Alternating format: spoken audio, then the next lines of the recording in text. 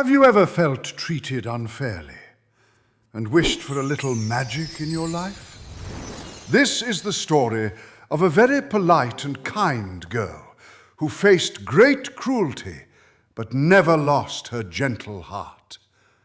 What happened next taught her that true kindness always shines through. Once upon a time, there was a gentle and polite girl named Cinderella. She had a heart full of love and was grateful for everything she had. Sadly, her loving parents had passed away when she was young.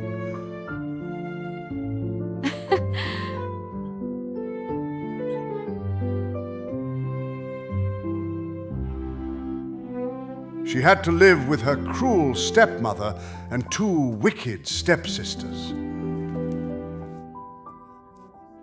The stepmother was a cold-hearted woman who was extremely jealous of Cinderella's beauty. She treated Cinderella worse than a servant in her own home. You are nothing but a maid, the stepmother would yell every day. The two stepsisters were just as mean and deeply selfish. They wore fancy dresses, yet their hearts were ugly. They laughed at Cinderella and made her do all the heavy chores. They ordered harshly. Scrub the floors. Wash our clothes. Cinderella had to wake up before the sun rose and worked until late at night. She wore ragged clothes and slept by the cold fireplace.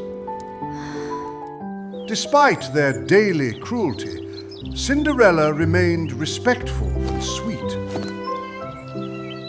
She never raised her voice or complained about her hardships. She always said, "Yes, Mother," and "Thank you," even when treated badly. Her only friends were the animals in the house. She shared her small pieces of bread with the little mice and the birds. Thank you for keeping me company. One day, exciting news arrived from the king's palace. The prince was hosting a grand ball to find his future bride. Every young woman in the kingdom was invited to attend. The stepsisters were thrilled and immediately started dreaming of becoming princesses. They demanded Cinderella to brush their hair and iron their fancy gowns. Cinderella worked tirelessly to make sure they looked their best. Once the work was done, Cinderella asked politely, Stepmother, may I please go to the ball too? I have finished dirty all my chores. You? In those dirty rags? You would embarrass us. Never. The wicked stepmother and the stepsisters laughed cruelly at her. They climbed into their carriage and left for the ball, leaving Cinderella behind. Cinderella was left all alone, her heart completely broken. She ran to the garden and wept bitterly under a large tree. Suddenly, a gentle, warm light filled the dark garden. A kind, elderly woman appeared before her. It was her fairy godmother. Do not cry, my dear. Your pure and kind heart deserves go to reward. Who are you, kind lady? I am here to help you go to the ball. With a wave of her magic wand, she turned a pumpkin into a golden carriage, the mice into white horses, the dog into a coachman, and the frogs into footmen. Now, for your dress. With another wave, Cinderella's dusty rags vanished. If you enjoyed this story, please subscribe. It would make me so happy. She was now wearing a breathtaking, sparkling gown. and on her feet appeared a pair of exquisite, shining crystal slippers. Oh, it is so beautiful. Thank you. Thank you so much, Fairy Godmother. You are very welcome, my child, but you must remember one rule. You must return before midnight, or the magic will completely end. Cinderella promised and gracefully stepped into the golden carriage. When Cinderella arrived at the palace, everyone stopped to admire her. She was so radiant that even her cruel stepmother and stepsisters didn't recognize her. The prince was instantly enchanted by her elegance and gentle smile. He walked straight to her, bowed, and asked for a dance. They danced together under the chandeliers for the entire evening. Cinderella was so incredibly happy that she forgot to watch the time. Suddenly, she heard the loud chiming of the palace clock. Don't know. I must go. Thank you for the wonderful dance, Your Highness. Wait! Please, come back.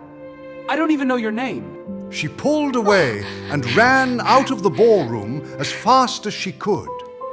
She ran down the grand staircase so quickly that one of her crystal slippers fell off, but she couldn't stop. She managed to reach her home just as the clock struck 12.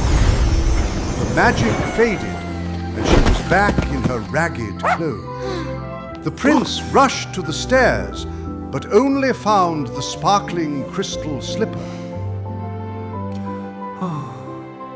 The next day, the prince went searching for the owner of the shoe. But no one could fit into it. He even arrived at the house of Cinderella's 2 stepsisters.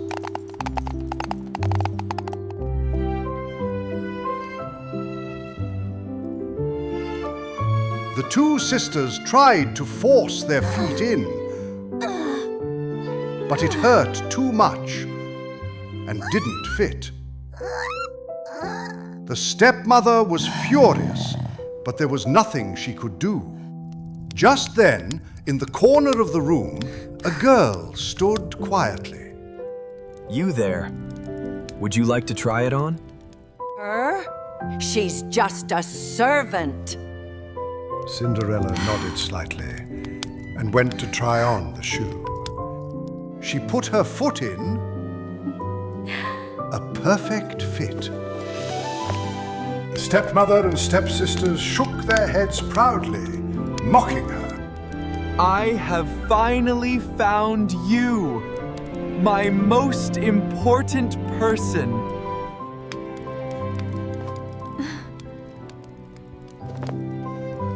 Holding the prince's hand, she walked out of that gloomy house forever. Cinderella married the prince.